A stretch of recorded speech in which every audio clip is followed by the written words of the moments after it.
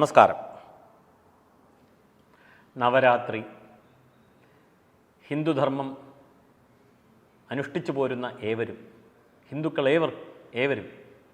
നവരാത്രി എന്ന് കേട്ടാൽ തന്നെ മനസ്സിൽ വിജയദശമി വന്നു, ദുർഗാഷ്ടമി വന്നു, മഹാനവമി വന്നു എന്നിങ്ങനെ കുറേ കാര്യങ്ങൾ. പക്ഷേ കേരളത്തിൽ വീടുകളിൽ എന്താണ് ചെയ്യുന്നത് എന്ന് ചോദിച്ചു കഴിഞ്ഞാൽ വിദ്യാരംഭം പോലും ഇന്ന് ക്ഷേത്രങ്ങളിലാണ് നടക്കുന്നത്. വീടുകളിൽ ആചാരമില്ല. ഇതിനെക്കുറിച്ച് മുമ്പൊരു വീഡിയോ ചെയ്തിരുന്നു. ആയതിനാൽ അതിലേക്ക് കടക്കുന്നില്ല. വീടുകളിൽ എങ്ങനെ ലളിതമായി നവരാത്രി ആഘോഷിക്കാം എന്നുള്ളതാണ്. സാധാരണക്കാർക്ക് വേണ്ടിയും വളരെയേറെ ലളിതമായ രീതിയിൽ എന്തു ചെയ്യാം എന്നുള്ളതാണ് ഇവിടുത്തെ ചിന്താവിഷയം.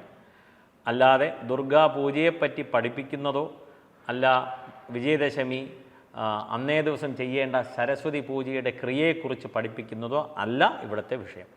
നവരാത്രി 9 ദിവസം, 10ാമത്തെ ദിവസം വിജയദശമിയായി സരസ്വതി പൂജയോടുകൂടി വിദ്യാരംഭത്തോടുകൂടി നാം സമാപ്തി വരുത്തുകയാണ്.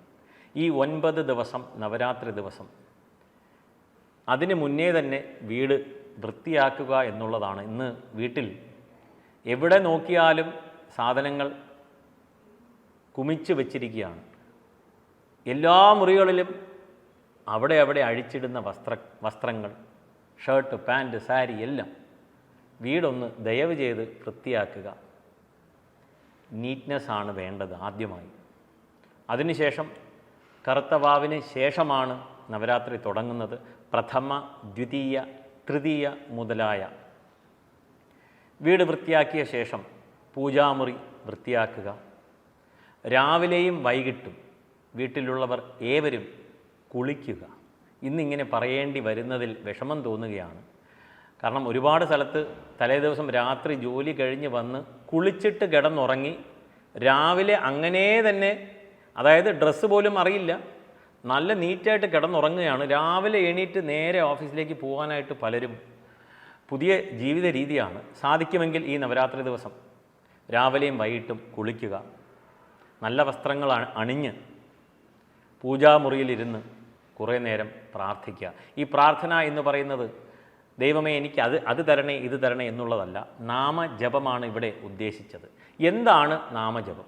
ഇപ്പോൾ വിളക്ക് കത്തിച്ച ശേഷം നാം പൂജയ്ക്കൊന്നും മുതിരുന്നില്ല, നമുക്ക് ആദ്യം നാമജപം ശീലിക്കാം. നവരാത്രി ആയതുകൊണ്ട് ഗുരു ശ്ലോകം, അതിനുശേഷം ഗണപതി, അതിനുശേഷം സരസ്വതി ശ്ലോകം, അതിനുശേഷം നാം ദേവി കീർത്തനങ്ങളെല്ലാം തന്നെ, ദേവി ശ്ലോകങ്ങളെല്ലാം തന്നെ അവരവർക്ക് സാധിക്കുന്ന രീതിയിൽ പാരായണം ചെയ്യുക. ഉദാഹരണത്തിന് ദുർഗാ അഷ്ടോത്തരം, ദുർഗാ കവചം, ഇല്ലെങ്കിൽ നമുക്ക് ദേവി മാഹാത്മ്യം തന്നെ എടുക്കാം. കേരളത്തിൽ പ്രചാരം സിദ്ധിച്ച ദേവി മാഹാത്മ്യം ഇന്ത്യ ഒട്ടാകെ തന്നെ ദുർഗാ സപ്തശതി എന്ന പേരിൽ അറിയപ്പെടുന്നു. ലളിതാ സഹസ്രനാമം എന്നിങ്ങനെ ഒരുപാടുണ്ട്. ഈ ഒരു നവരാത്രിയെ കരുതിയെങ്കിലും ലളിതാ സഹസ്രനാമം പഠിക്കാത്തവർ ദയവ് ചെയ്ത് പഠിക്കുവാനായിട്ടുള്ള ഒരു ശ്രമം നടത്തുവാനായിട്ട് ഈ ഒരു ഇൻസ്പിരേഷൻ സഹായിക്കും. രാവിലെയും വൈകിട്ടും ലളിതാ സഹസ്രനാമം മാത്രമെങ്കിലും പാരായണം ചെയ്യുക. ഇന്ന് പല വീടുകളിലും ചെയ്തു വരുന്നുണ്ട്, ഒരിക്കലും ഇല്ല എന്ന് പറയുന്നില്ല. പക്ഷേ അത് തുച്ഛമായി പോയിക്കൊണ്ടിരിക്കുകയാണ്. നവരാത്രിയെ ഉദ്ദേശിച്ചെങ്കിലും രാവിലെയും വൈകിട്ടും ഈ ഒരു മാറ്റം വരുത്തിയാൽ എന്താണ് ഗുണം?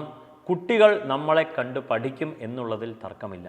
പ്രത്യേകിച്ച് കൊച്ചു കുട്ടികളുള്ള വീടുകളിൽ ഇത് ഏവരും എല്ലാ വർഷവും ചെയ്തു പോരുകയാണെങ്കിൽ എത്ര നന്നായേനെ എന്ന് ചിന്തിക്കേണ്ട ഒരവസ്ഥ. കുട്ടികൾ ഇത് തന്നെ ശീലിക്കും. അച്ഛനും അമ്മയും ഇങ്ങനെ ചെയ്തിരുന്നു, നമ്മളും ചെയ്യണം എന്നുള്ളത്.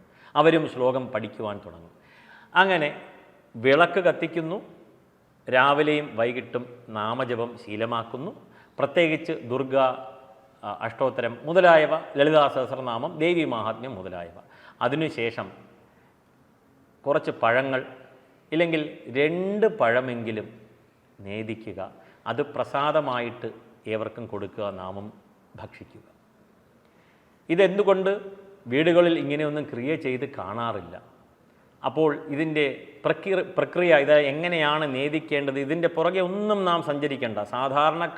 സാധാരണക്കാർക്ക് വളരെ ഈസിയായിട്ട് ചെയ്യാൻ പറ്റുന്നതാണ്. നമ്മൾ 2 പഴം നല്ലൊരു തട്ടത്തിൽ വെക്കുന്നു. സ്റ്റീൽ തട്ടം പാടില്ല, ചെമ്പ് ഇല്ലെങ്കിൽ പിച്ചള മുതലായവ, ഇല്ലെങ്കിൽ മൺപാത്രം, ഇല്ലെങ്കിൽ വാഴയില അതിൽ വെക്കുന്നു. ഭഗവാന്റെ മുന്നിൽ വെച്ചിട്ട്, ദേവിയുടെ മുന്നിൽ വെച്ചിട്ട്, വിളക്കിൻ്റെ മുന്നിൽ വെച്ചിട്ട് പ്രാർത്ഥിക്കുകയാണ് നേദ്യവസ്തു സ്വീകരിച്ചാലും എന്നുള്ളത്. നമ്മൾക്കറിയുന്ന ഭാഷയിൽ പ്രാർത്ഥിക്കുകയാണ്. അതിനുശേഷം അത് പ്രസാദമായിട്ട് സ്വീകരിക്കുക. ആരതി ദീപാരാധന ദീപം കൊണ്ട് നെയ് ദീപമാക്കുക. നെയ്യിൽ മുക്കിയ 2 തിരി വെച്ചിട്ട് ആരതി ദീപാരാധനയായി കഴിഞ്ഞു. രാവിലെയും വൈകിട്ടും ദുർഗാപൂജ കഴിഞ്ഞു, പ്രസാദവുമായി. ഈ ഒരു ചെറിയ രീതി തുടങ്ങുകയാണെങ്കിൽ വർഷങ്ങൾ പോകുന്തോറും ഓരോ വർഷവും ഇതിനേക്കാൾ ഭംഗിയായി, പൂർവാധികം ഭംഗിയോടുകൂടി ചെയ്യുവാനായിട്ട് നാം ശ്രമിക്കും.